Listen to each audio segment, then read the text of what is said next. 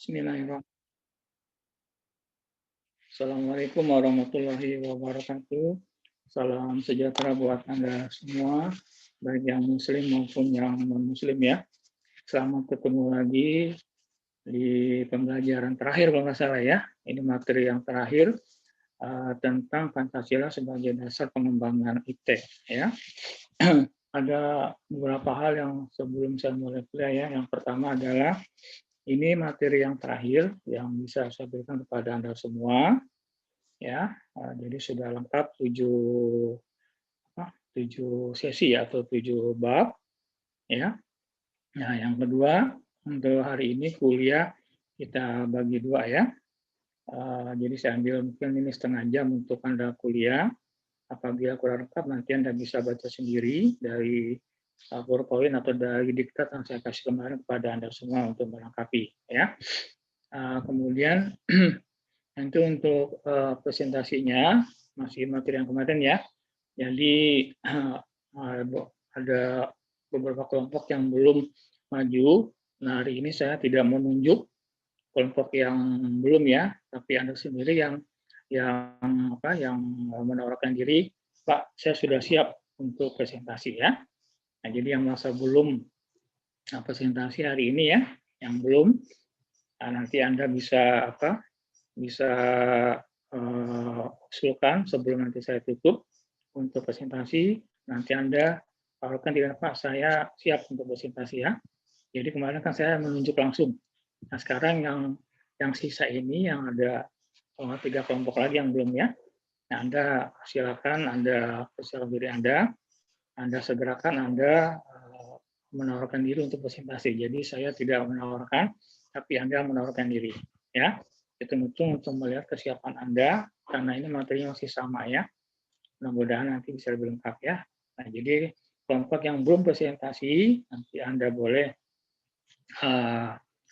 cut di perjalanan kuliah kelompok berapa Anda dan kapan Anda bisa bisanya apa di sesi pertama atau sesi kedua ya, kan ada 3 kelompok lagi kalau nggak salah yang belum ya. Nanti Anda maju saja, nanti kita silakan lebih dulu mendaftar, kita beri waktu yang maksimal 15 menit. Ya, target saya hari ini untuk presentasi sudah selesai ya, jadi nanti Anda tinggal konsentrasi untuk belajar, mempersiapkan diri untuk pelaksanaan UAS ya. Nah, untuk UAS, untuk materi dari saya hanya 15 soal, dari materi yang tidak begitu banyak ya. Nanti Anda pelajari saja dari PowerPoint yang saya berikan, latihan soal dan diktat ya, itu untuk kesempurnaan Anda mendapatkan nilai. Nah, untuk sejauh ini untuk UTS ya, hanya ada sekitar kalau nggak salah 4 orang ya yang nilainya belum bagus. Saya belum tahu siapa orangnya. Nah, nanti mungkin akan ada penugasan dari pihak kita. Nanti saya lihat dulu siapa yang nilainya belum bagus ya. Karena sejauh ini belum ada laporan dari Bu Seratun siapa yang harus kita hire untuk UTS ya. Jadi hanya 3 orang, tidak banyak ya. Tapi saya harap untuk UAS jangan terulang kembali. Ya. Oke, kita mulai ya. Nah, Pancasila sebagai dasar pengembangan IT ya.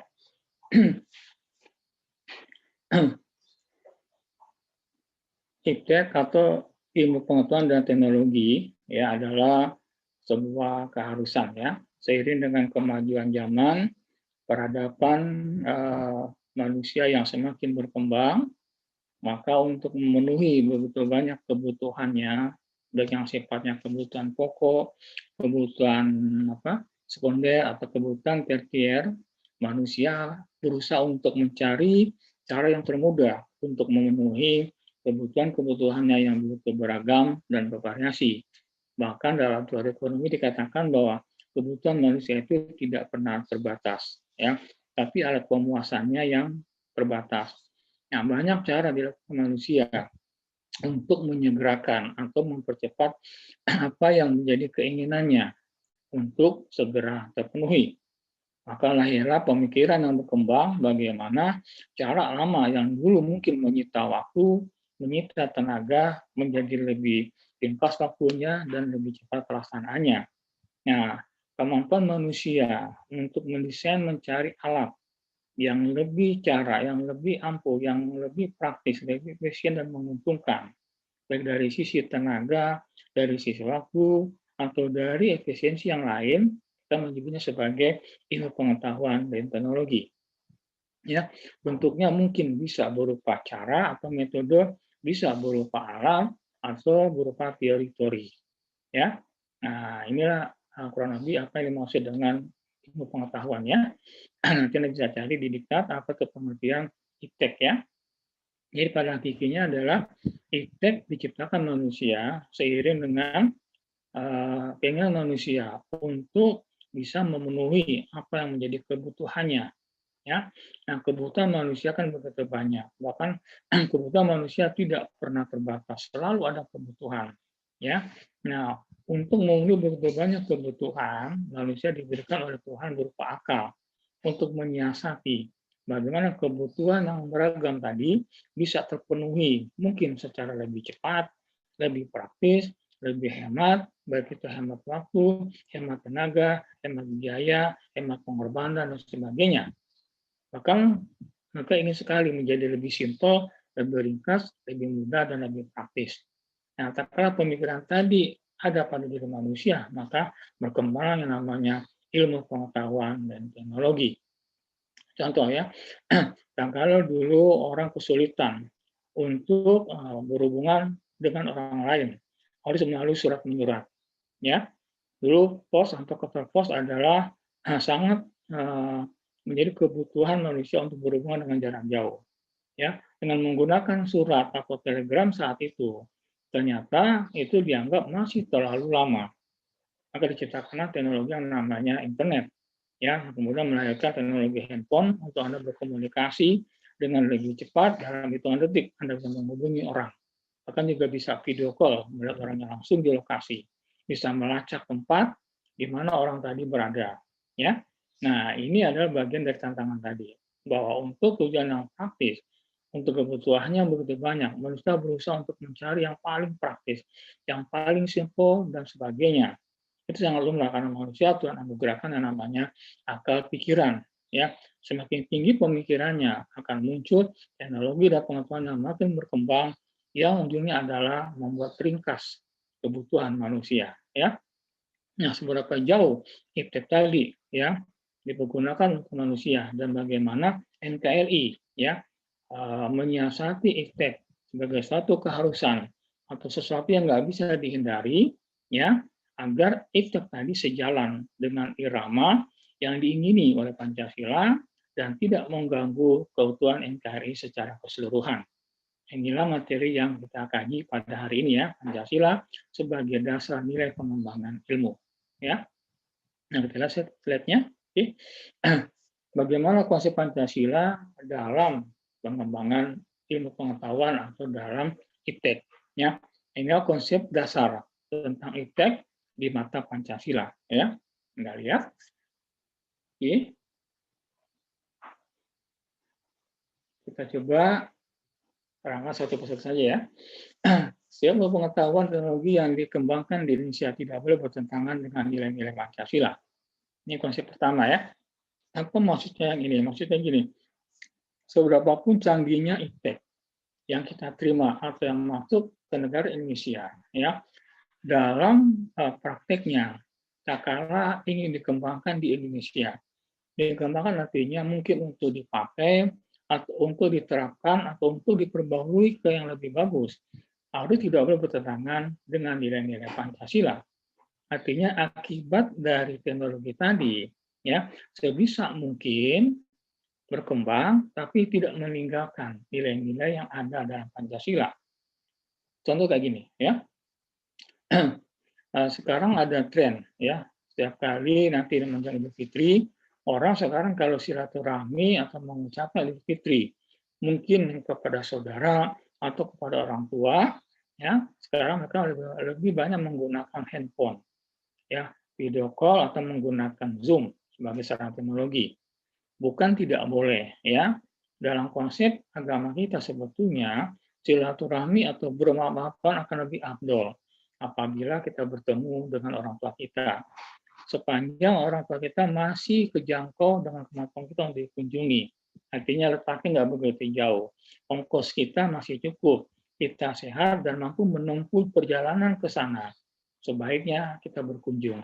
Tapi memang kita menggunakan teknologi handphone untuk membantu.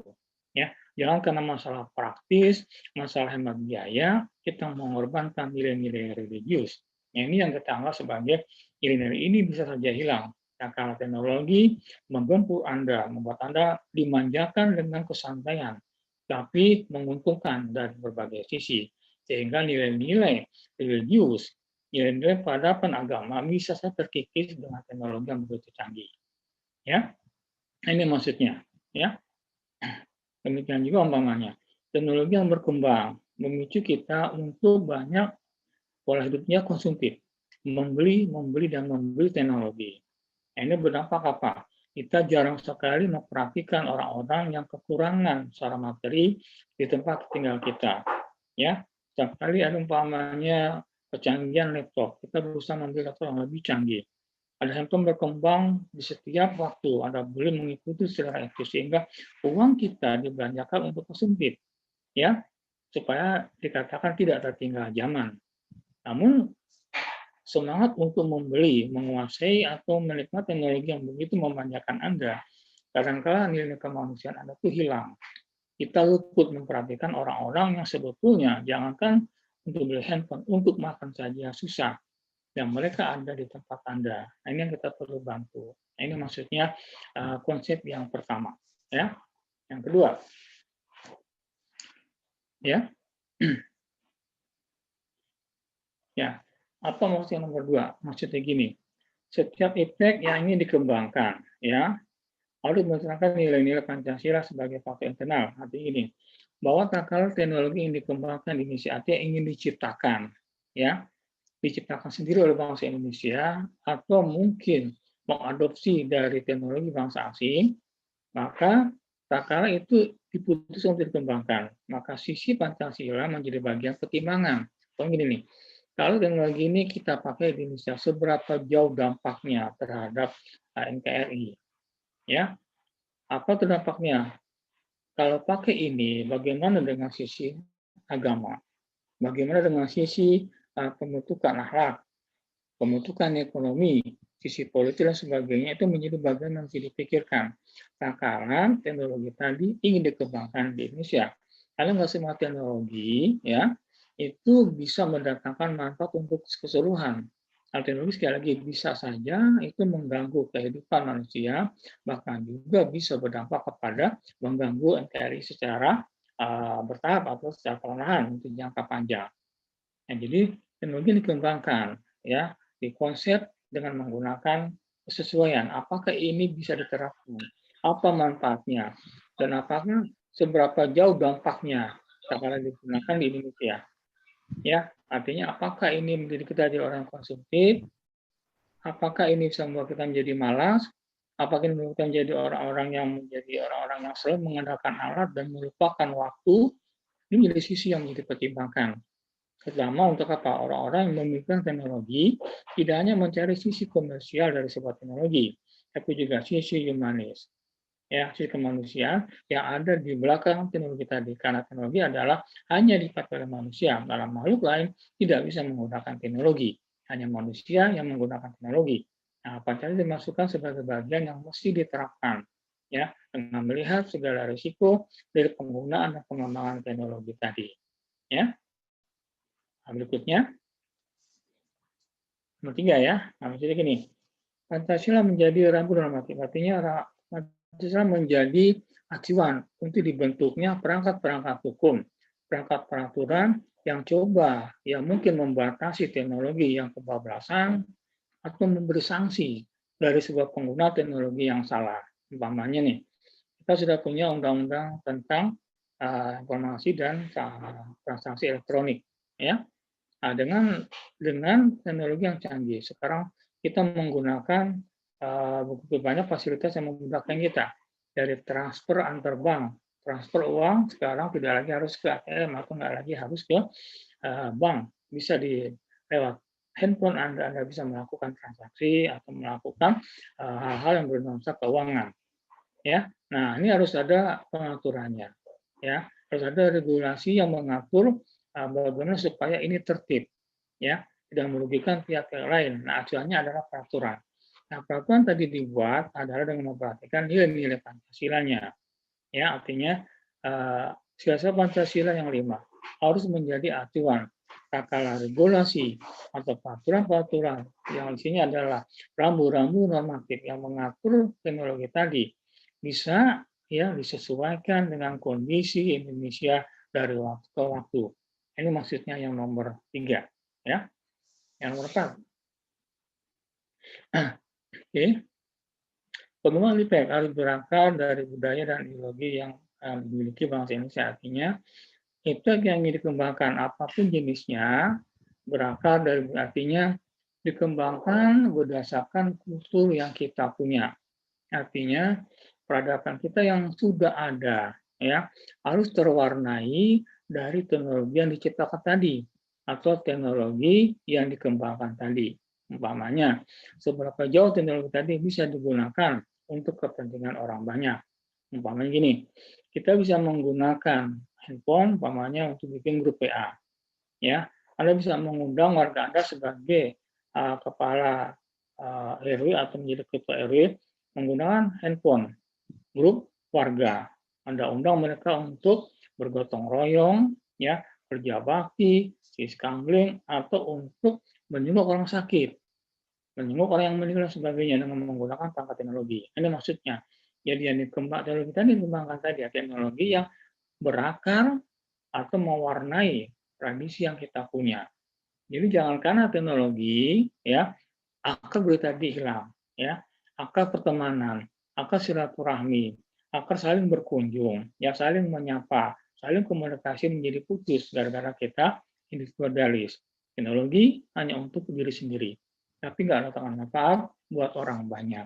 Nah, sebetulnya Pancasila mengakui itu bermasyarakat, ya, di samping memerlukan konsep pribadi, juga membutuhkan teknologi. Nah, teknologi ini yang kita kembangkan supaya teknologi ini bisa mencerminkan bahwa kita ciptakan teknologi, tapi juga terwarnai, ada unsur budaya yang kita punya dan nggak hilang dengan majunya teknologi. Silaturahmi tetap berkembang meskipun handphone ada di tangan Anda. Ya, Anda bisa menengok orang yang sakit, ya, bisa menggunakan teknologi, Anda jalan ke sana. Ini maksudnya, jadi kultur-kultur yang terbiasa bagus itu tidak harus tergusur dengan kemajuan teknologi. Karena salah satu dampak dari teknologi adalah bisa menggusur peradaban, menggusur nilai-nilai agama, bahkan juga bisa menggusur nilai-nilai budaya. Nah, ini kita pengennya teknologi tadi selaras dengan kultur yang kita punya, penggunaannya, pengembangannya, yang sampai menghancurkan ideologi dan juga menghancurkan budaya. Nah, ini maksudnya konsep Pancasila sebagai dasar pengembangan IPTEK. Ya, semoga bisa dipahami. Oke, berikutnya. Apa alasan diperlukannya Pancasila sebagai dasar dari pengembangan ilmu pengetahuan atau IPTEK? Ya, oke. Ada beberapa alasan kenapa Pancasila harus menjadi dasar nilai dari pengembangan IPTEK. Ya, dalam skala makro ini yang kita lihat. Inilah dampak teknologi secara makro untuk NKRI. Pertama adalah kerusakan alam. Ya. Kemudian nilai-nilai kehidupan lokal. Kemudian ya, Pancasila menjadi pengontrol. Nah, kita lihat satu persatu. Salah satu dampak teknologi yang begitu pesat dan mengagumkan adalah rusaknya alam. Ya. Nah, apa contohnya? Mungkin penggunaan alat-alat berat, ya, yang bisa merusak siklus alam, mengganggu ekosistem, ya. Bisa juga dari pencemaran sebuah alat yang mengganggu ekosistem dari makhluk hidup, bahkan juga lingkungan, ya. Nah, apa contohnya ini? Kita tidak melarang sebuah pabrik berdiri, karena pabrik bisa mendatangkan keuntungan, artinya bisa menyerap tenaga kerja dan menghasilkan barang, ya. Nah, kalau kita bicara pabrik, tentu kan ada teknologi di sana, mungkin alatnya. Nah, apakah alat digunakan untuk mencari keuntungan, ya. Kalau dilihat dulu apakah alat tadi bisa merusak lingkungan, umpamanya limbahnya, kotorannya, mungkin asapnya atau sebagainya yang bisa saja itu merusak alam. Anggaplah mungkin asapnya menjadi polusi udara, mungkin limbahnya merusak sungai, merusak tanah, merusak pohon, dan mengganggu pernapasan manusia. Nah, ini harus disadari. Jadi diperlukan bahwa Pancasila harus menjadi acuan bahwa di satu sisi ekonomi masih harus berjalan, tapi tidak mengabaikan alam yang menjadi bagian dari hidup manusia, hidup hewan lain, tumbuhan, dan juga seluruhnya orang-orang yang menghuni Indonesia. Ini maksudnya kenapa Pancasila menjadi dasar pengembangan ilmu. Orang-orang Pancasila yang memenuhi Pancasila ya akan tetap mencari uang, akan tetap menghasilkan sesuatu, tapi tidak pernah mengorbankan apapun dari apa yang menghasilkan bagi dirinya keuntungan. Ya, nah pengusaha yang inilah yang kita dambakan, pengusaha yang tetap mencari untung, mendatangkan manfaat untuk orang banyak, tapi tidak merugikan ya alam sebagai tempat dia tinggal atau tempat dia menghasilkan keuntungan, baik itu tumbuhan, tanah, air, bahkan juga manusianya yang bekerja di tempat dia atau juga orang-orang yang tinggal berdekatan dengan lokasi pabrik. Ya. Kemudian yang kedua, ya. Nah, sila-sila Pancasila yang 5 harusnya menjadi semacam sarana pengontrol. Artinya perlu adanya ya kesadaran dari orang-orang, baik para pelaku teknologi, penikmat teknologi atau orang terimbas teknologi untuk mengedepankan ya ini Pancasila dalam pengembangan teknologi.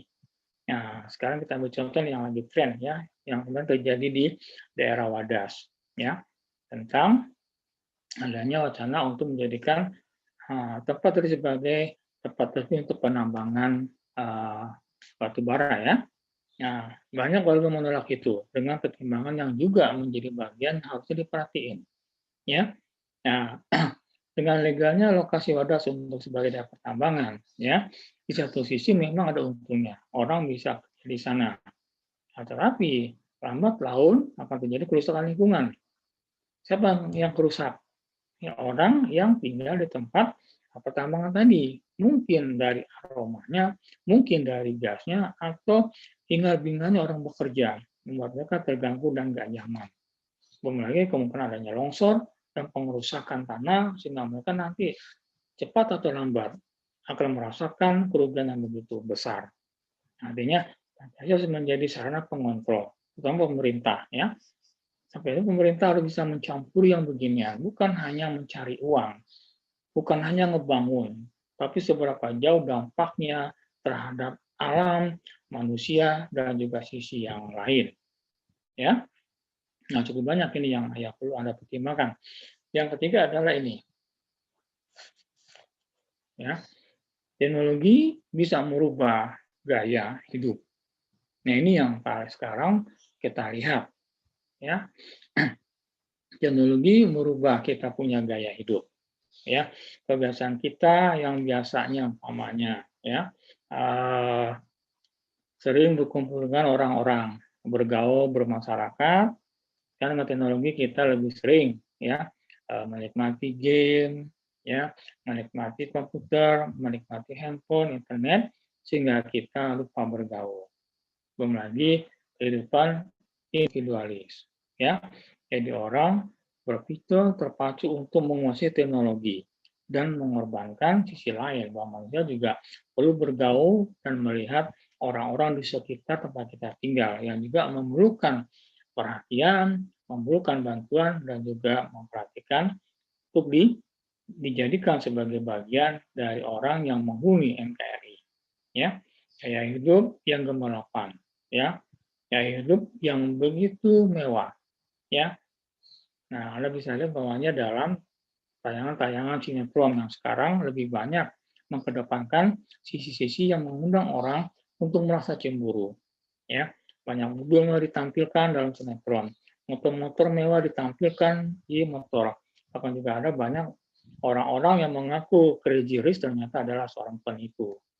Ya, teknologi semuanya. Ya, orang yang tadinya umpamanya hidupnya susah, menguasai teknologi itu bisa menipu orang sehingga menjadi orang yang kaya. Cukup banyak kejadiannya. Kemarin kita lihat dari zaman dari Salaman yang ditangkap polisi ya, ada 2 orang sama Keynes ya, yang ternyata juga adalah kaya tapi dari hasil menipu. Itu gemerlap, mengasih sedekah orang lain ditampilkan di TV atau ditampilkan di sosmed. Ternyata dari uang yang haram, yang diambil dari penipuan dengan menggunakan teknologi. Nah, ini yang kita sebut bahwa gaya hidup orang ya yang ingin memiliki kebenaran yang dianggap ingin dianggap punya kelebihan dari sisi harta, ditonjolkan ke permukaan. Nah, ini bisa menggunakan kecemburuan orang untuk ingin seperti itu. Sehingga bagi mereka yang nggak mampu, akan menggarong, mencuri, dan sebagainya. Bagi orang pinter, mencari uangnya dengan cara menipu, dengan cara yang paling canggih, seolah-olah bukan kejahatan.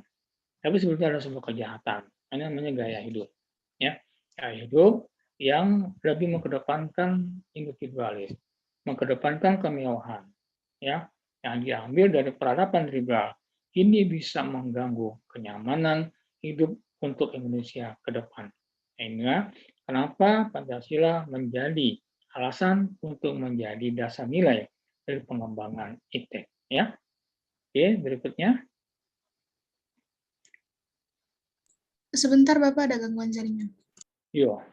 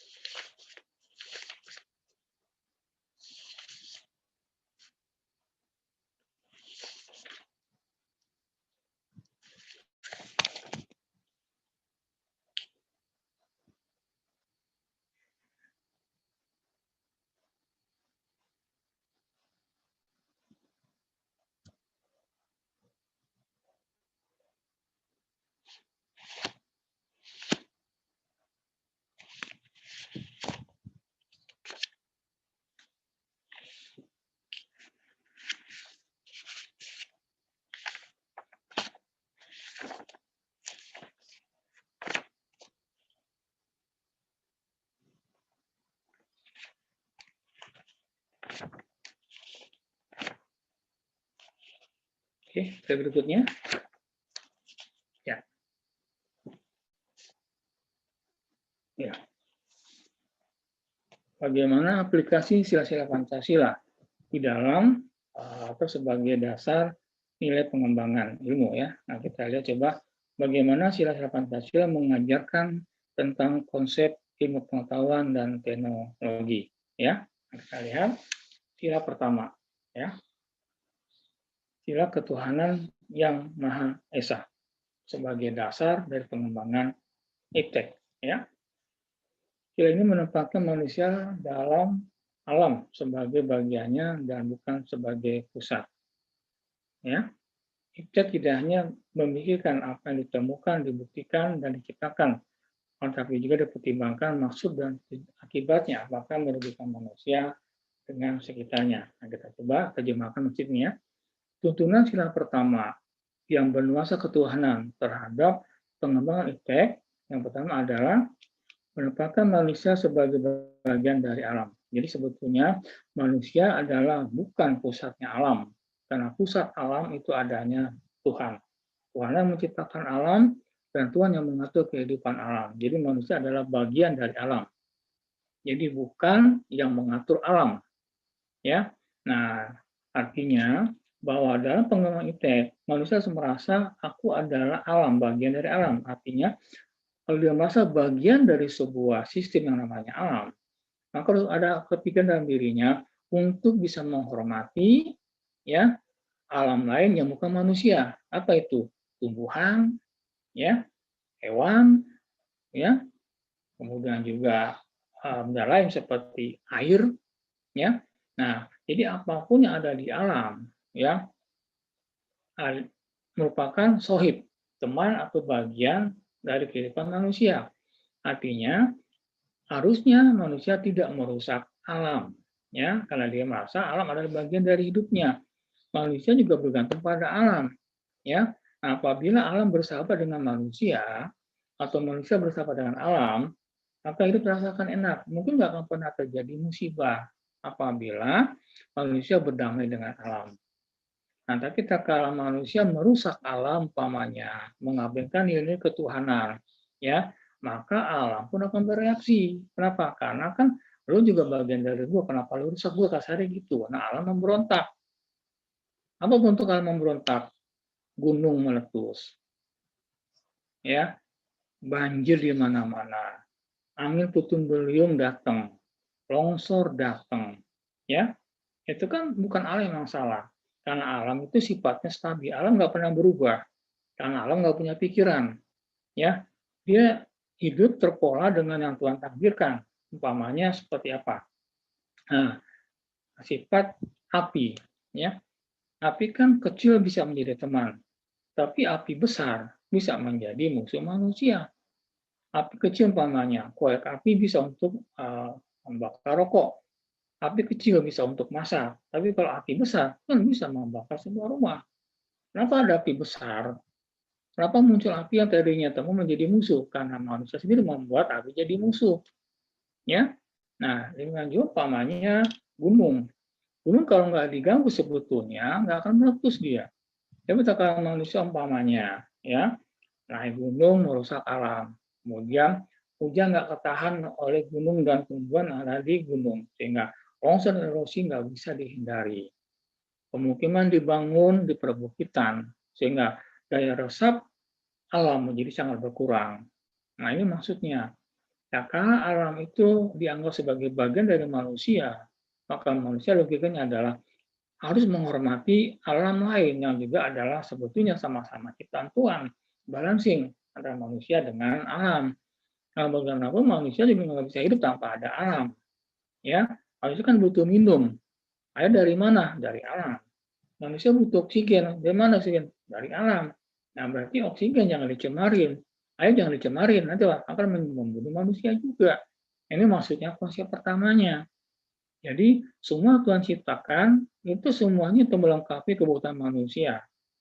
Tuhan ciptakan namanya hewan, itu manusia juga. Dagingnya dimakan, madunya dimakan manusia, semua manusia. Itu bukan berarti dibunuh terus tuh hewan. Atau tempatnya dihancurin, atau tempatnya dihabisin. Sehingga hewan masuk ke pemukiman untuk mencari makan. Kenapa? Karena ekosistem terganggu. Ya, hutan ditebang bikin rumah. Nah, hewan kan nggak punya tempat lagi. Nyari makan kemana? Pasti ke pemukiman. Nggak ada yang dimakan. Ya, manusia dimakan sama harimau. Nggak mungkin harimau itu ke pemukiman kalau dia nggak lapar. Kenapa dia lapar? Karena pemukimannya diganggu, hutannya ditebang, makanannya habis. Mau nggak mau kan dia, logikanya apa nalurinya? Lo harus cari makan. Nah, jadi harusnya alam adalah teman. Yang pertama. Yang kedua, kita ya tidak hanya untuk memikirkan apa yang ditemukan, apa yang bisa ditemukan. Bukan hanya bicara tentang yang bisa dibuktikan, tapi juga bisa nggak berpikir apa tuh dampak dari yang akan diciptakan manusia. Nah, itu harus diperhatiin. Kenapa? Karena iptek ya bisa digunakan untuk positif, bisa digunakan untuk negatif.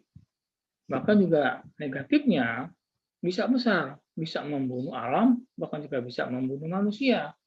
Contoh saya pernah katakan dulu ya, katakanlah Alfred Nobel sebagai penemu dinamit, ya.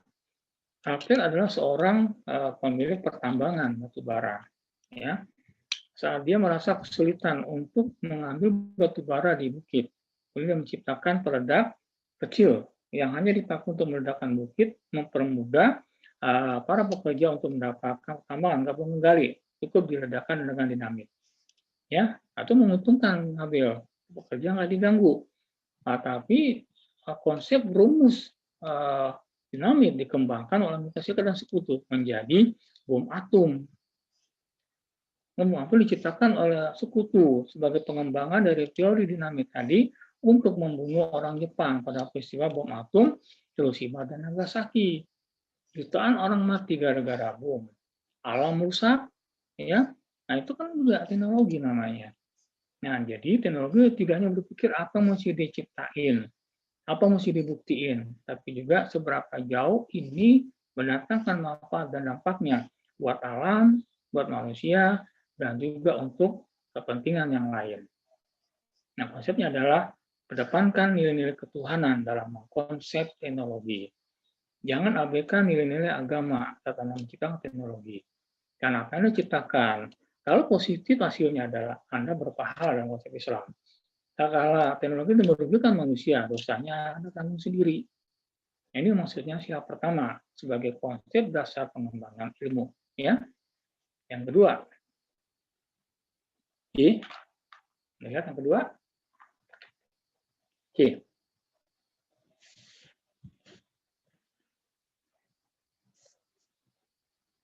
ada dua ya. Pertama adalah dalamnya kemanusiaan. Iptek bisa menjadi arah, ya. Artinya fungsi asli iptek adalah untuk kepentingan manusia. Syukur-syukur iptek tadi bukan hanya untuk menguntungkan perorangan atau kelompok orang, tapi bisa mendatangkan manfaat untuk begitu banyak dipakai oleh orang lain, ya.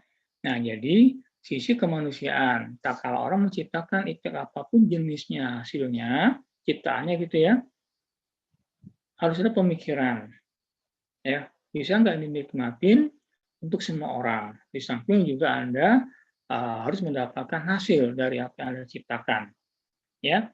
Nah, apa contohnya? Cukup banyak, ya, contoh-contoh tentang ini. Umpamanya, tak kalah Profesor Habibie yang menciptakan rumus tentang penerbangan pesawat ringan lintas pulau, ya, itu kan mendatangkan manfaat. Jadi Indonesia bisa menciptakan pesawat mungil untuk lintas pulau, ya. Kemudian Pak Habibie membangun pabrik multani di Bandung, menyerap tenaga kerja. Kemudian Indonesia menjadi negara pertama yang mampu menciptakan pesawat mungil lintas pulau untuk kawasan Asia. Itu artinya apa? Orang menikmati hasil dari teman dari Pak Habibie. Negara diuntungkan, orang diuntungkan, dan Habibie mendapatkan sisi komersial dari penemuannya kan sangat wajar.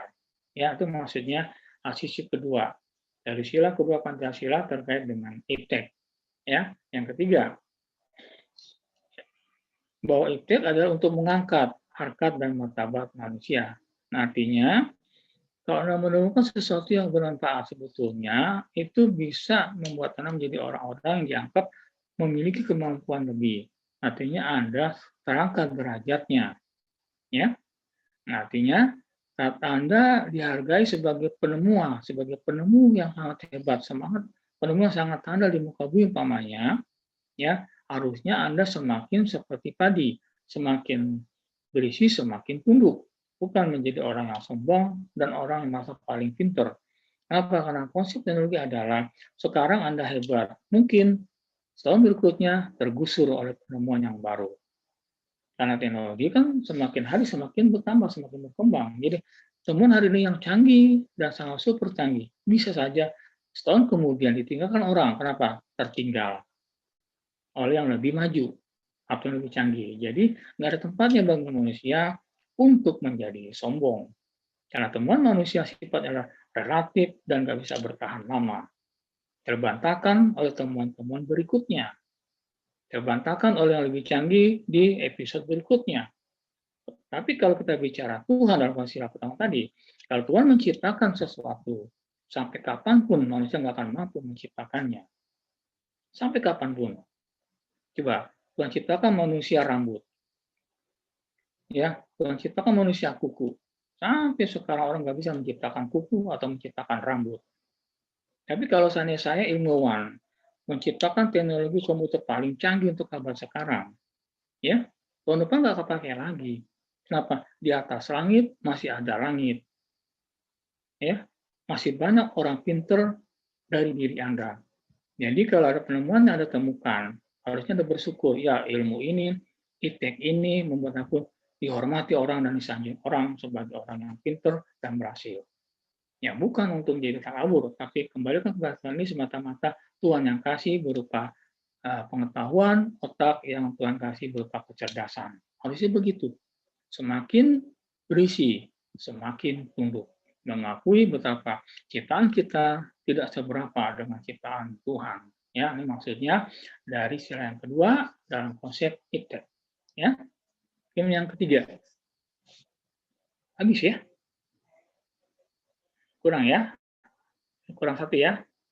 Sila yang ketiga ya? Sama sih saya lupa. Oke. Yang ketiga ya. Enggak kelihatan di situ ya. Tinggalan. Oke. Bagaimana sila ketiga? Sila persatuan dalam menyikapi iptek. Maksudnya gini ya. Dalam sila ketiga, bahwa teknologi yang diciptakan manusia adalah teknologi yang sebetulnya bisa mempererat ya nilai persatuan yang ada di Indonesia. Artinya teknologi harusnya bisa mewujudkan ya, rasa persatuan yang lebih tinggi, yang lebih kuat di antara orang-orang Indonesia sendiri. Umpamanya, teknologi bisa menghimpun orang untuk bersatu kembali.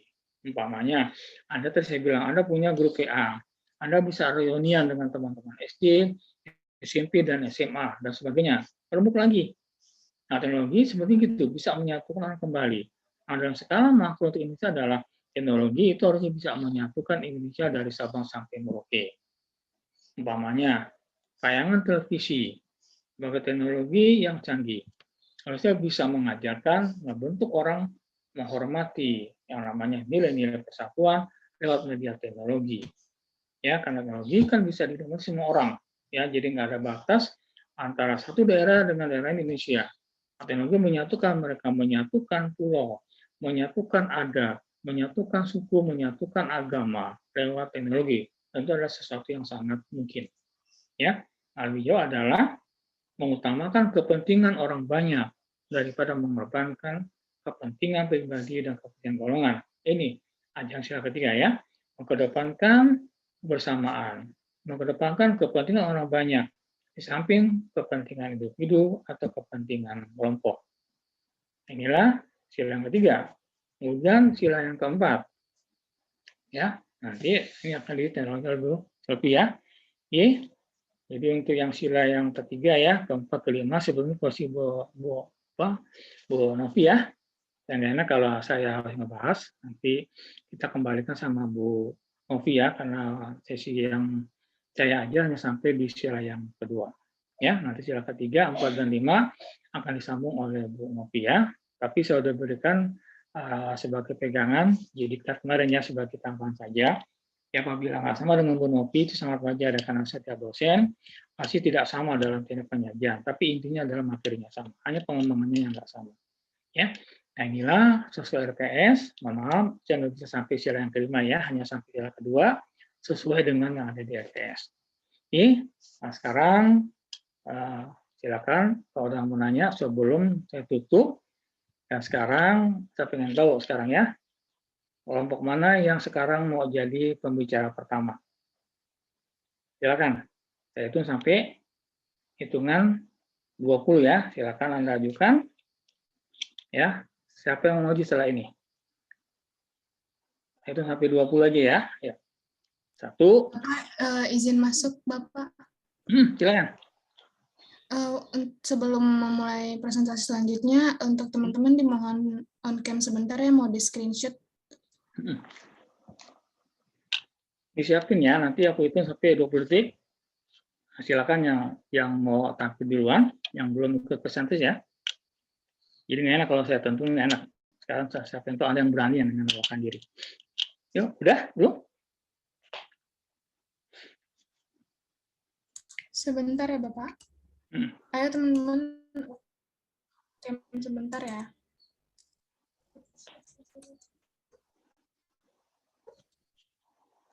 Evan, Dini, Nashwa, Khairunisa, Maula, Bintang, Raisa.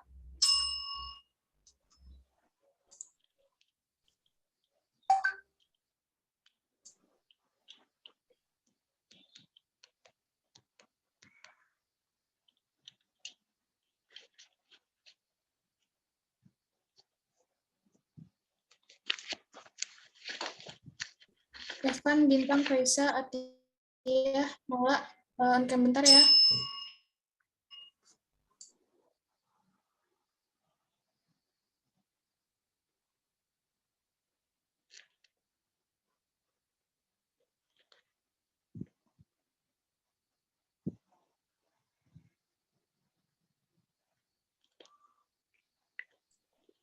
Oke, sudah Bapak boleh dilanjut. Terima kasih.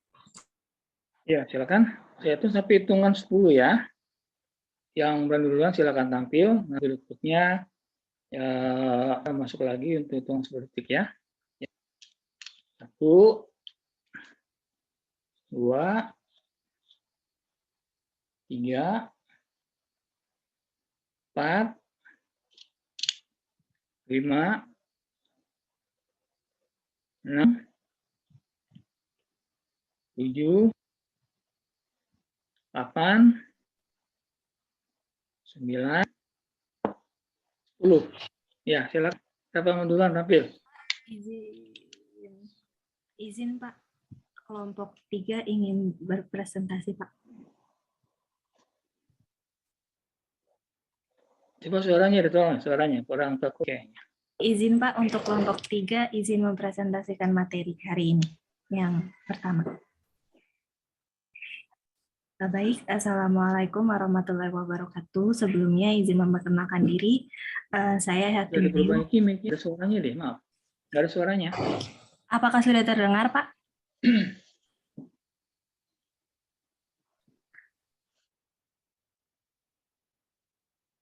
Iya, apakah suara saya sudah terdengar, Pak? Dengar, Nayu. Ya, baik, terima kasih. Sebelumnya, Assalamualaikum warahmatullahi wabarakatuh. Selamat pagi, salam sejahtera untuk kita semua. Yang terhormat Bapak Surya sebagai dosen pada hari ini. Sebelumnya izin memperkenalkan diri, saya Hertina Ayu Indriaswari dari kelompok 3. Hari ini kelompok 3 akan menyampaikan materi mengenai pemikiran Soekarno dalam perumusan Pancasila. Bisa di next.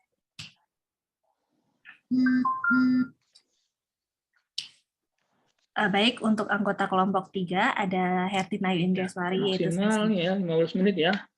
Baik, Pak. Ya. 15. Baik, untuk anggota kelompoknya ada saya Hertina Ayu Indriaswari, lalu ada Hilda Silvi Widiana, ada Khairunisa Nabilah, ada Kansa Fitri Mutiah, dan ada Lintang Fatmasari. Next, bisa dilanjut dengan untuk hari ini ada latar belakangnya dan juga ada prinsip dasar dari Soekarno dalam rumusan Pancasila. Bisa dilanjut.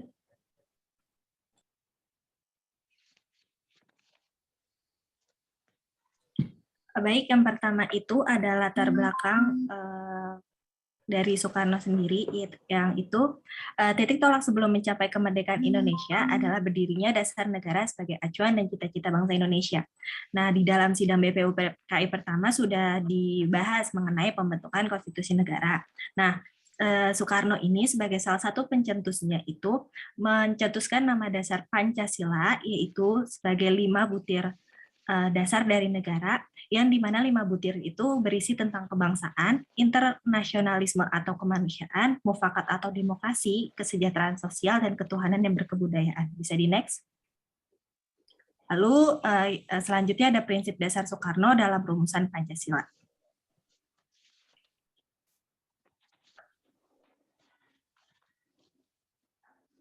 Baik, yang pertama itu prinsip dasar Soekarno adalah perumusan Pancasila yang merupakan pernyataan atau pedoman berpikir, bertindak dalam mengungkapkan gagasan Soekarno secara benar dan tepat dalam merumuskan Pancasila guna mencapai suatu keputusan disepakati bersama dan sesuai dengan tujuan bersama. Bisa di next. Ya, baik, yang pertama itu perumusan Pancasila dari Soekarno ada kebangsaan Indonesia. Bisa di next. Nah, kebangsaan Indonesia di kewarganegaraan Indonesia dimaksud oleh Insinyur Soekarno bukanlah satu kebangsaan yang ia maksud secara sempit tetapi nasional taat.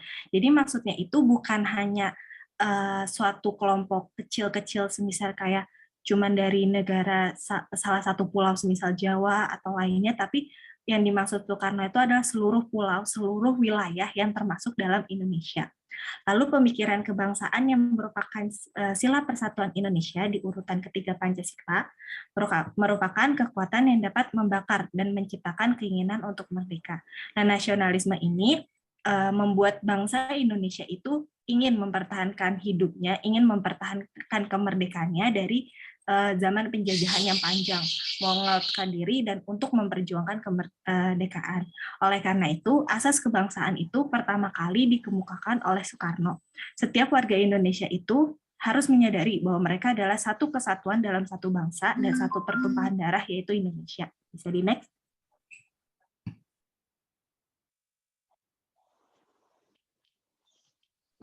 Ya, izin masuk. Baik, yang kedua itu ada internasionalisme atau prikemanusiaan. Nah, internasionalisme atau prikemanusiaan di sini itu pada pemikiran Soekarno ini maksudnya beliau memiliki tujuan itu bukan hanya membangun nasionalisme dalam negeri yang diperdekakan, melainkan lebih dari itu, yaitu untuk membangun nasionalisme dalam negeri yang melainkan lebih dari itu, yaitu untuk membangun kekeluargaan bangsa-bangsa yang dalam era sekarang itu mungkin lebih tepat itu dikatakan sebagai usaha membangun kerjasama antar bangsa-bangsa dan membangun perdamaian dunia. Nah, pemikiran internasionalisme atau kemanusiaan yang juga Soekarno ini juga memiliki arti dari budaya bangsa Indonesia sendiri. Nah, kan karena sejak bahkan beribu tahun lalu itu agama Hindu telah mengajarkan tatwamsi, yaitu dia adalah aku adalah dia. Nah, dalam masyarakat Indonesia ini maksudnya itu rasa kemanusiaan itu sendiri gitu. Kemudian habis itu oleh karena itu kemanusiaan itu bukan ciptaan Soekarno, melainkan suatu perasaan yang tumbuh di tengah masyarakat Indonesia, baik dari 158 sebelum datangnya agama-agama besar monoteisme maupun sesudah kedatangan mereka. Nah, kalau dalam era sekarang nih lebih tepatnya dikatakan sebagai usaha membangun kerjasama antar bangsa-bangsa dan membangun perdamaian dunia. Menurut Soekarno itu internasionalisme ini tidak akan tumbuh subur kalau tidak berakar di dalam budinya nasionalisme, dan begitu pun sebaliknya, nasionalisme juga tidak dapat hidup subur kalau tidak hidup dalam sarinya internasionalisme ini sendiri. Pokoknya intinya Soekarno ini menegaskan bahwa kita sebagai bangsa Indonesia itu nggak mungkin untuk hidup sendiri dan terasing dari bangsa-bangsa lain di dunia. Yang menurut Soekarno ini pada hakikatnya umat manusia sekarang ini terdiri dari berbagai bangsa-bangsa, terutama pada abad ke-20 ini yang kita nggak bisa bayangin ya adanya suatu bangsa yang hidup dengan tidak ada hubungan antar bangsa-bangsa lain. Terus manusia kan juga merupakan suatu homo socius. Terus sama demikian pula suatu bangsa itu nggak bisa hidup sendiri. Jadi bangsa itu hanyalah dapat hidup dalam masyarakat yang berbangsa. Oke, terima kasih.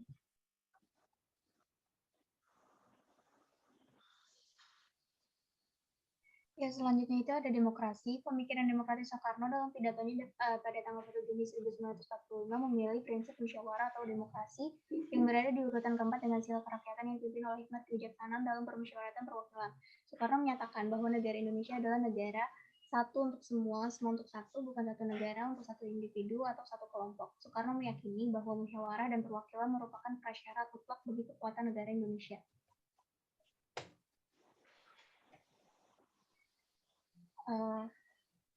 Praktik demokrasi yaitu sudah ada sebelum semua teori demokrasi barat, seperti kata Soekarno, yaitu sebelum ada teori-teori Montesquieu, Voltaire, sebelum teori trias politika, sebelum ada parlemen-parlemen di dunia barat, kita sudah menjalankan demokrasi dalam bentuk kuno.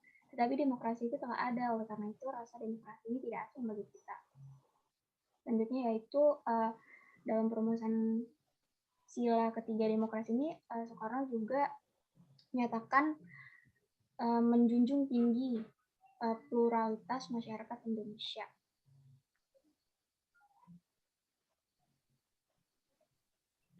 Baik, selanjutnya adalah kesejahteraan sosial. Next. Dalam pidatonya pada tanggal 1 Juni 1945, prinsip kemakmuran yang disampaikan oleh Soekarno ditempatkan dalam Pancasila pada urutan kelima, yaitu keadilan sosial bagi seluruh rakyat Indonesia. Singkatnya, Soekarno mendefinisikan asas kesejahteraan sebagai asas tidak akan ada kemiskinan di Indonesia yang merdeka. Next.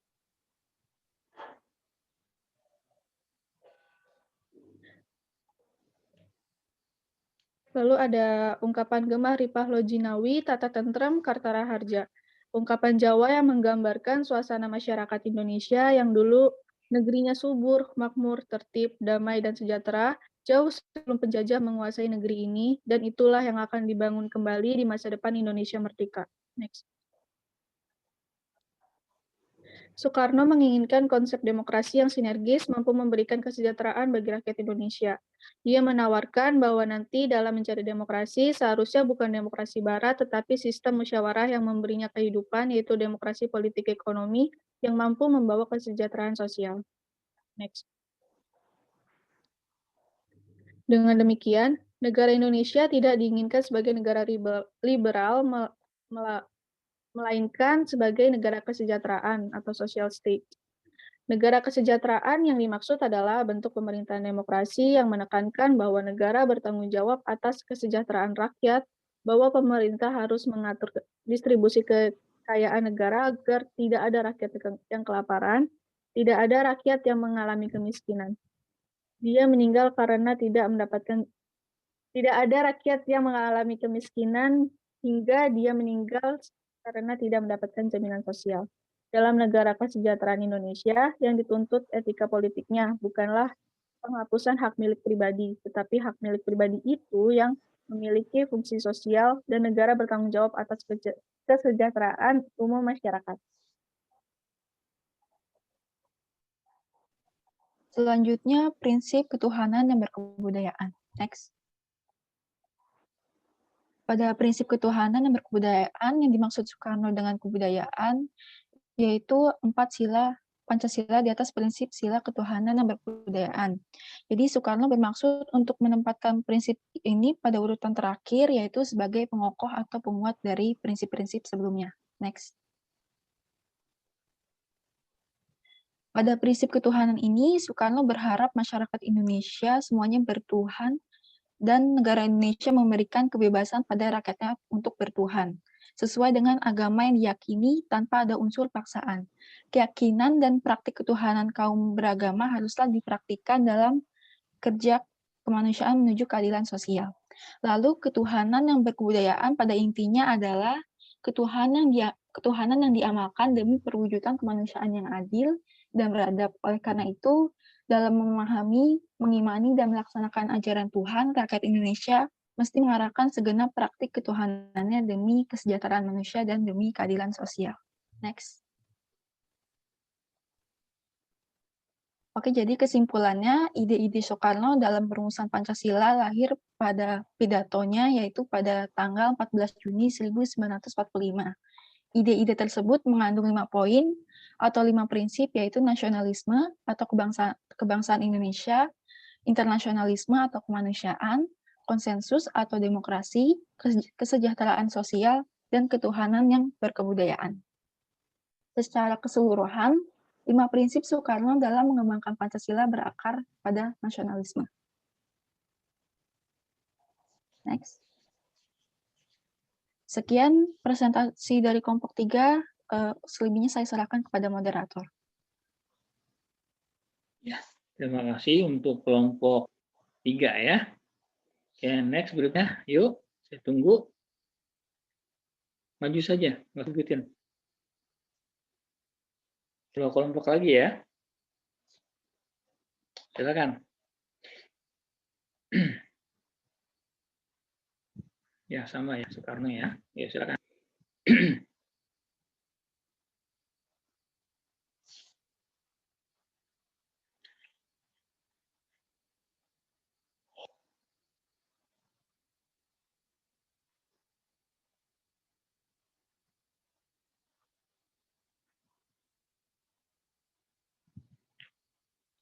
Bisa suaranya nih?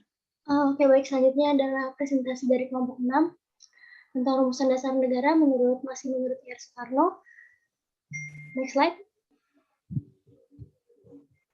Anggota kelompok kami itu ada Putri Nurdiani, Rayana Fadila, Radis Aulia Gifara, Rayana Kaela, Hatika Pratomo, dan Rena Syarani Dewi. Daftar isi ada biografi R. Soekarno, sejarah lahir Pancasila, dan rumusan Pancasila menurut Insinyur Soekarno. Gila aja nih, biografi nggak usah ya. Langsung ke itu aja, langsung ke arahnya aja. Biografinya nggak. Yuk next, berikutnya.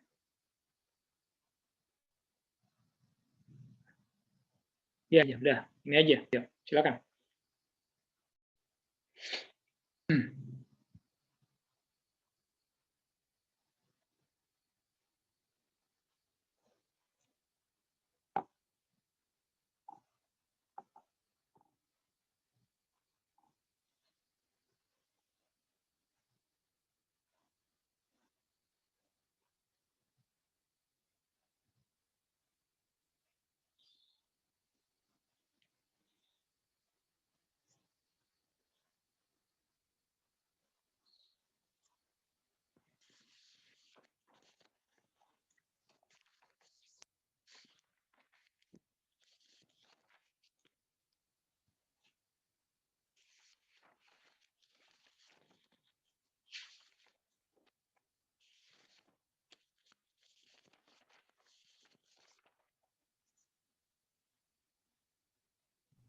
Baik, yang pertama berikut ini adalah konsep dari 5 sila Pancasila yang diucapkan oleh Insinyur Soekarno pada 1 Juni 1945.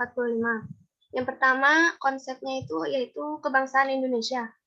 Dalam pidatonya pada tanggal 1 Juni 1945, sila ketiga Pancasila berada di urutan pertama dan pilihan kata Soekarno adalah kebangsaan. Kebangsaan yang diyakini Soekarno adalah kebangsaan yang manusiawi, kebangsaan yang tidak meremehkan bangsa lain, kebangsaan yang tidak chauvinisme, lalu pemahaman tentang bangsa yang bersangkutan tidak dibangun atas dasar ras, suku, budaya, atau agama. Menurut Soekarno, dalam next. Yang kedua, internasionalisme. Dalam hal ini, Soekarno memiliki hal yang bukan hanya untuk membangun nasionalisme di negara yang merdeka, tetapi lebih dari itu, yaitu membangun kekerabatan antar bangsa, yang mana di era sekarang ini lebih tepat dikatakan sebagai upaya membangun kerjasama antar bangsa dan membangun perdamaian. Lalu yang ketiga, konsensus atau demokrasi.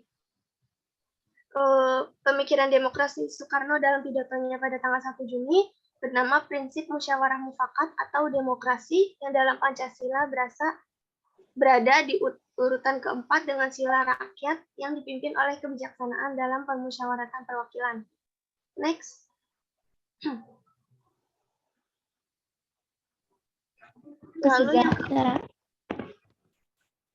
Kesejahteraan sosial.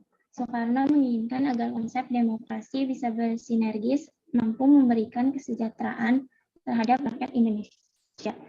Ia menawarkan kalau nanti mencari demokrasi, hendaknya bukan demokrasi barat, melainkan sistem permusyawaratan yang memberi hidup, yakni politik ekonomi demokrasi yang mampu mendatangkan kesejahteraan sosial. Dalam sila ketuhanan, Soekarno mengaitkannya dengan kenyataan geografis dan tradisi religius kehidupan bangsa Indonesia yang agraris, bahwa bangsa agraris dimanapun mereka berada akan pasti menggantungkan kehidupannya pada pertanian dan peternakan. Kehidupan agraris sangat ditentukan oleh kondisi alam di luar jangkauan daya manusia. Maka sebagai manusia yang mengakui kelemahannya, bangsa Indonesia sejak dahulu kala meyakini ada Tuhan yang Maha Kuasa yang kepadanya mereka menggantungkan nasib dan berdoa akan kemaslahatan hidup. Kesimpulan, Ir. Soekarno adalah orang pertama yang mengemukakan gagasan Pancasila pada sidang BPUPKI pada hari ketiga tanggal 1 Juni 1945. Sejak itu, tanggal 1 Juni ditetapkan sebagai hari lahirnya Pancasila. Dasar negara sangat penting bagi berdirinya suatu negara. Ide kebangsaan yang merupakan prinsip teratur Indonesia dalam tiga Pancasila adalah kekuatan yang dapat membangkitkan dan menciptakan dan mampu mempertahankan hidupnya. memberi kekuatan seperti menggambarkan kekuatan lama, dan selama perjuangan kemerdekaan yang berkecamuk, saat ini kekuatan yang membara ini masih berkobar di dada bangsa Indonesia dan terus memberikan kekuatan hidup bangsa. Saat itu, sila kedua yang diajukan Soekarno adalah internasionalisme atau kemanusiaan, yang dalam Pancasila adalah kemanusiaan yang adil dan beradab. Dalam pemikiran ini, Soekarno mempunyai tujuan tidak hanya untuk membangun nasionalisme di negara yang merdeka, tetapi lebih dari itu, yaitu membangun kekerabatan antar bangsa. Pemikiran demokrasi Soekarno dalam pidatonya pada tanggal 1 Juni 1945 bernama Prinsip Musyawarah Mufakat atau demokrasi yang dalam Pancasila berada di urutan keempat dengan sila rakyat yang dipimpin oleh kebijaksanaan dalam permusyawaratan perwakilan. Soekarno menjelaskan bahwa negara Indonesia bukanlah satu negara untuk satu orang, bukan satu negara untuk satu golongan, tetapi negara satu untuk semua, semua untuk satu. Soekarno berkeyakinan bahwa syarat mutlak bagi kekuatan negara Indonesia adalah musyawarah atau perwakilan. Dalam pidatonya tanggal 1 Juni, asas kesejahteraan yang disampaikan oleh Soekarno terletak di urutan kelima Pancasila, yaitu asas keadilan sosial bagi seluruh rakyat Indonesia. Prinsip yang dijelaskan Soekarno tentang ketuhanan yang berbudaya adalah bahwa tidak hanya orang Indonesia yang harus percaya kepada Tuhan, tetapi setiap orang Indonesia akan memiliki Tuhannya sendiri. Negara memberikan kebebasan kepada setiap orang untuk beribadah kepada Tuhannya dengan cara yang bebas, sesuai dengan agama dan kepercayaannya. Soekarno telah berpikir ke depan bahwa negara harus memberikan kebebasan kepada setiap warga negara untuk memeluk agama dan kepercayaannya sebagai tuntutan hak asasi manusia. Saya kembalikan ke moderator.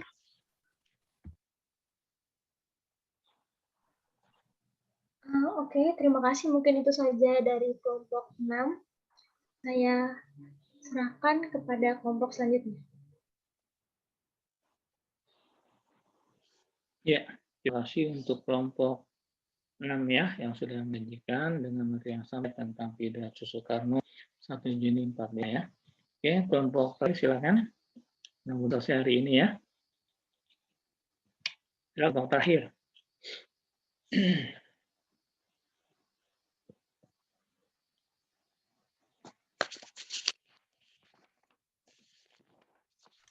Kelompok 7 izin untuk share screen ya.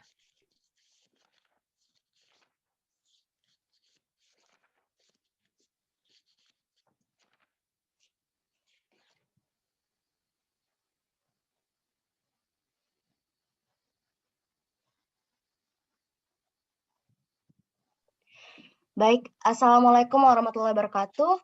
Selamat pagi Pak Surya, selamat pagi juga untuk teman-teman kelas 1 RKI. Salam sehat dan salam sejahtera bagi kita semua. Pada presentasi kali ini, kelompok 7 akan mempresentasikan materi mengenai rumusan dasar negara menurut Muhammad Yamin. Boleh di next, teman-teman? Anggota kelompok 7 terdiri dari Risti Diana Pangestu, Syafira Ayunda Saidina, Safra Nurusita Alfi Muzakir, Salma Sonya Zahara, dan Salwa Putri Afifah. Boleh di next? Hal-hal yang akan dibahas pada presentasi kami kali ini yaitu biografi Muhammad Yamin, kemudian proses Muhammad Yamin merumuskan Pancasila, hingga teori di balik rumusan Pancasila oleh Muhammad Yamin. Nggak usah deh, langsung ini aja. Langsung materinya aja deh. Nggak usah pakai biografi. Langsung ke ajarannya aja. Baik, dipersilahkan kepada rekan-rekan kelompok 7 untuk mulai. Langsung rumusannya aja ya. Baik, Pak.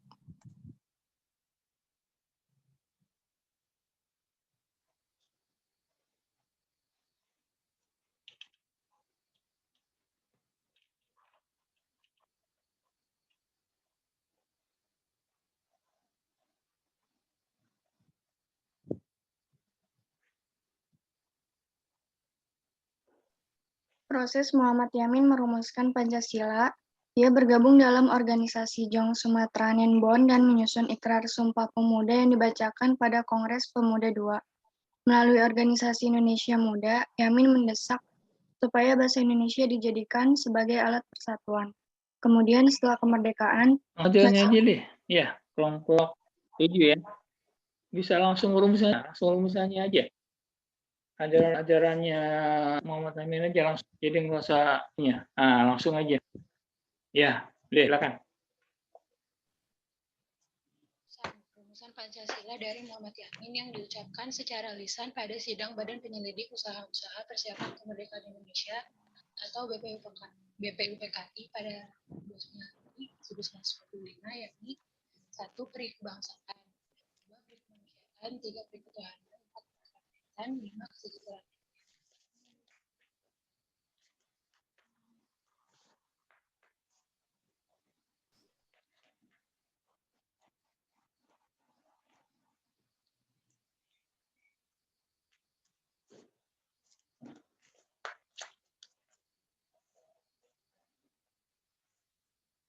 Rumusan Muhammad Yamin kemudian mengajukan rumusan tentang dasar negara secara tertulis, yang isinya mengalami perubahan, yakni 1. Ketuhanan yang Maha Esa, 2. Kebangsaan Persatuan Indonesia, 3. Rasa kemanusiaan yang adil dan beradab, 4. Kerakyatan yang dipimpin oleh hikmah kebijaksanaan dalam permusyawaratan perwakilan, 5. Keadilan sosial bagi seluruh rakyat Indonesia. Pada pidato 29 Mei itu juga dituangkan dalam bukunya Naskah Persiapan UUD 1945. Di sisi lain, Soekarno pidato di sidang BPUPKI atau Dokuresu Juni Chosakai pada 1 Juni 1945.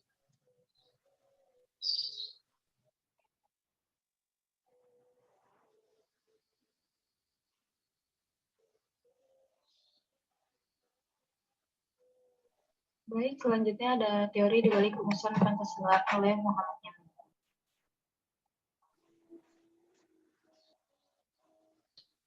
Yang pertama ada perikebangsaan. Muhammad Yamin ingin mewajibkan agar setiap individu memiliki jiwa kebangsaan dari masa ke masa dan tidak akan pudar. Dan yang kedua ada perikemanusiaan, yaitu setiap manusia haruslah memiliki jiwa kemanusiaan yang berarti peduli satu sama lain. Di sini jelas yang diutarakan Muhammad Yamin menyangkut kepribadian individu sebagai makhluk sosial tentunya. Sudah menjadi hakikat manusia juga dengan sesamanya harus tolong-menolong, ikhlas membantu sesama yang membutuhkan. Yang ketiga ada periketuhanan. Ketuhanan yang Maha Esa, begitulah bunyi sila pertama Pancasila yang sah menjadi sila pertama. Muhammad Yamin menyatakan bahwa negara Indonesia ini adalah negara yang setiap individunya haruslah beragama atau memiliki kepercayaan masing-masing. Dan Muhammad Yamin menolak betul dengan tegas bahwa nantinya Indonesia adalah negara anti-ateis atau tanpa kepercayaan. Next. Dan yang keempat ada perikerakyatan. Yang dimaksud di sini adalah seluruh pemimpin terpilih awalnya juga dari berbagai kalangan rakyat, baik menengah ke bawah maupun menengah ke atas. Muhammad Yamin menyatakan, ini sebagai bentuk penegasan sosial bahwasanya pemimpin-pemimpin yang ada di Indonesia hendaknya tidak bersikap sewenang-wenang, tidak bersikap gegabah, tidak semena-mena terhadap seluruh lapisan masyarakat. Dan yang terakhir ada perikesejahteraan, rakyat dilandasi keadilan sosial, artinya negara tidak dirasakan sebagai ikatan umum yang menyempitkan hidup rakyat. Tidak juga dipandang sebagai satu susunan autokrasi atau oligarki, melainkan berhubungan dengan segala sesuatu yang diinginkan rakyat.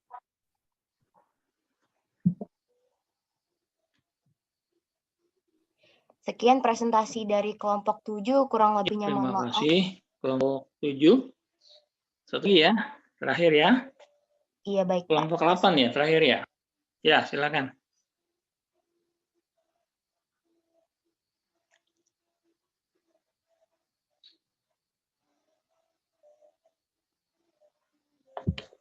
Baik, izin masuk kelompok 8, izin share screen ya. Ya, silakan.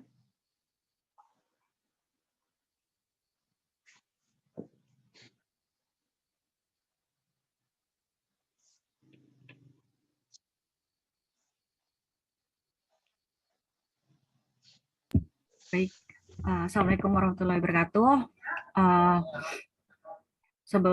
Hari ini kelompok 8 akan melakukan presentasi dengan judul Rumusan Pancasila menurut Dr. Supomo.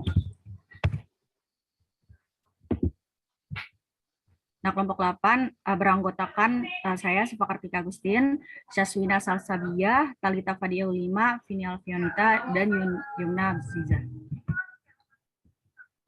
table of contents atau materi yang akan dibahas, karena akan langsung isi perumusannya, yang ini akan di-skip ya. Nah, selanjutnya akan dibahas oleh teman saya.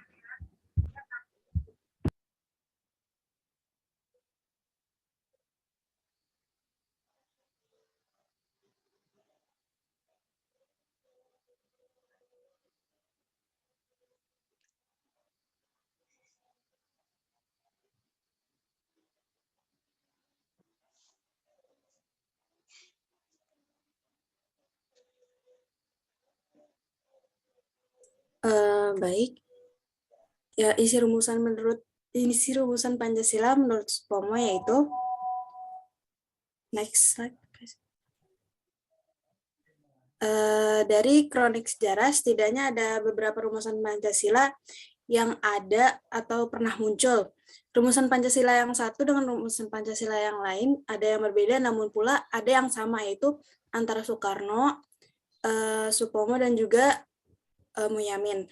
Secara berturut-turut dikemukakan oleh yaitu Muyamin, Soekarno, dan Piagam Jakarta, hasil BPUPKI, hasil PPKI, Konstitusi RIS, UUD sementara, UUD 1945, atau Dekret Presiden 5 Juli 1959.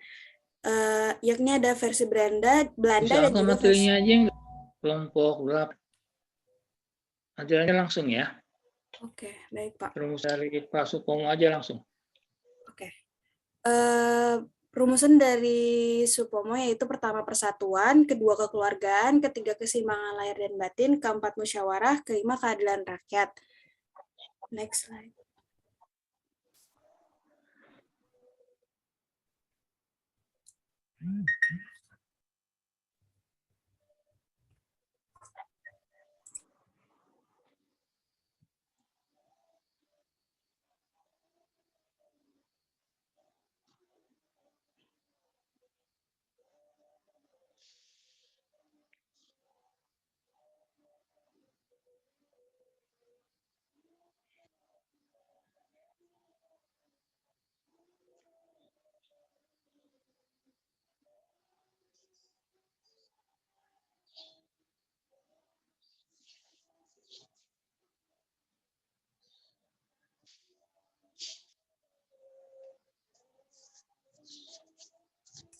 Mohon maaf Bapak, ditunggu sebentar ya Pak.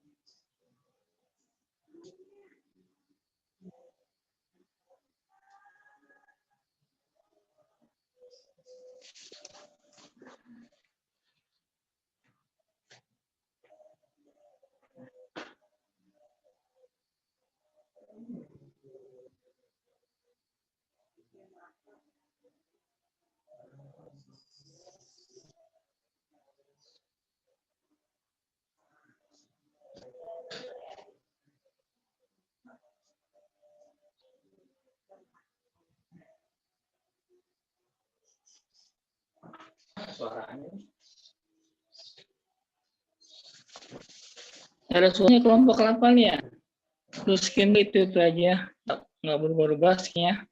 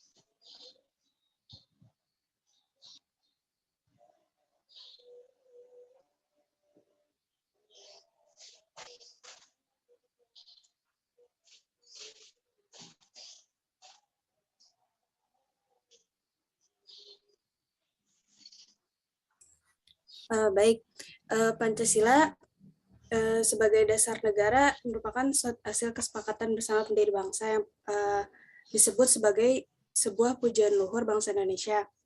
Namun, di balik itu terdapat sejarah panjang perumusan sila-sila Pancasila dalam ketatanegaraan Indonesia. Sejarah ini begitu sensitif dan salah-salah bisa mengancam keutuhan negara Indonesia. Hal ini dikarenakan begitu banyak polemik serta kontroversi akut yang berkepanjangan, baik mengenai siapa pengusul pertama sampai dengan pencetus istilah Pancasila. Penempatan rumusan yang lebih awal tidak mengurangi kedudukan rumusan yang lebih akhir. Dari kronik sejarah setidaknya ada beberapa rumusan Pancasila yang telah atau pernah muncul. Rumusan Pancasila yang satu dengan rumusan yang lain berbeda. Ini rumusan oleh Supomo, persatuan, kekeluargaan, dan keseimbangan lahir dan batin, musyawarah, dan juga keadilan rakyat. Di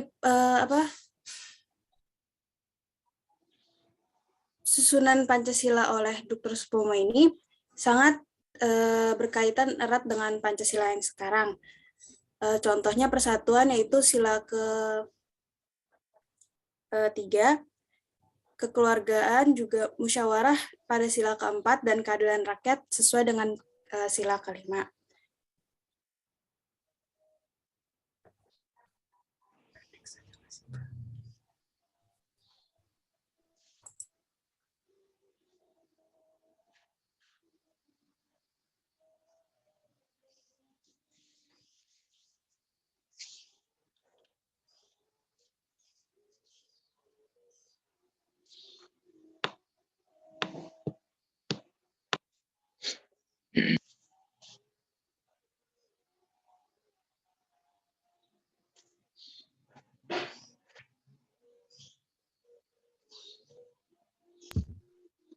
Baik, yang terakhir ada simpulan dari usulan dasar negara. Menurut Supomo ini bisa disimpulkan bahwa Indonesia merdeka adalah negara yang dapat mempersatukan semua golongan dan individu serta mempersatukan ikatan diri dengan berbagai lapisan masyarakat. Nah, Supomo juga menegaskan bahwa Indonesia merdeka bukanlah negara yang menyatukan diri dengan kelompok-kelompok terbesar dalam masyarakat dan tidak mengintegrasikan diri dengan kelompok-kelompok kuat atau kelompok yang memiliki ekonomi atau politik terkuat. Baik, mungkin itu saja yang bisa kelompok 8 presentasikan. Mohon maaf bila ada kesalahan atau ketidakselarasan pembahasan. Sekian dari kami. Mohon maaf bila kesalahan sekali lagi. Terima kasih.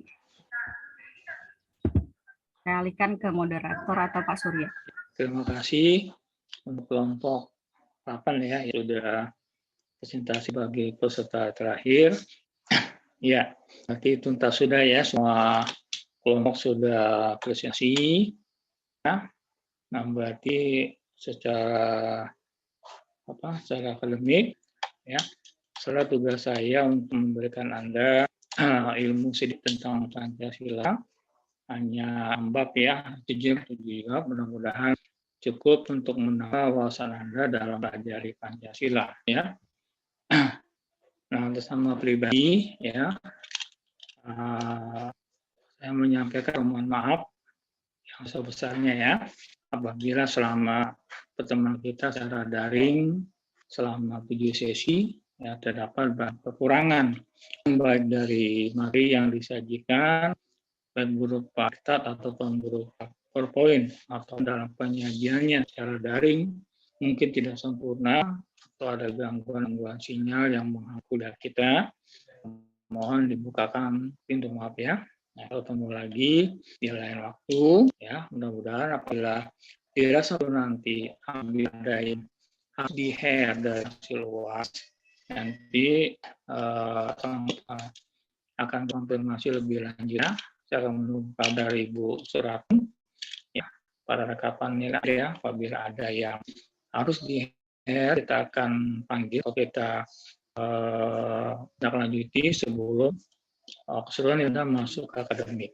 Kalau sudah masuk ke akademik itu nggak bisa lagi dirubah. Jadi sebelum masuk ke akademik seluruhnya kita akan dulu seluruh nilai Anda dari semua kelas untuk melihat perolehan nilainya ya. Karena target tadi pun adalah minimal itu nilai B. Jadi nilai masih remedial. Berarti nilai untuk E Anda harus mengulang lagi. Nah, ada bantuan yang sudah kita berikan kemarin ya berupa diktat, rekan, dan sedikit latihan soal. Bisa membantu Anda untuk mempelajari Pancasila dan mendapatkan nilai yang baik ya. Itu saja. Yang terakhir nanti di 40 juga apabila ada kurangnya nilai presentasi atau makalah, nanti akan saya panggil lalu si pen, akan saya ajak Anda untuk presentasi ulang apabila memang nilainya tidak mencukupi ya. Jadi sewaktu beberapa hari untuk merekap nilai makalah dan presentasi. Ya, itu saja. Terima kasih untuk Bismil. Teman-teman yang lain ada di keputusan Sipen RKI ya, atas dasarnya pasti-pastinya baik sifat akademisi maupun sifat kemanusiaan ya. Semoga kita ketemu lagi di lain waktu ya. Assalamualaikum warahmatullahi wabarakatuh. Waalaikumsalam warahmatullahi wabarakatuh. Terima kasih banyak Pak.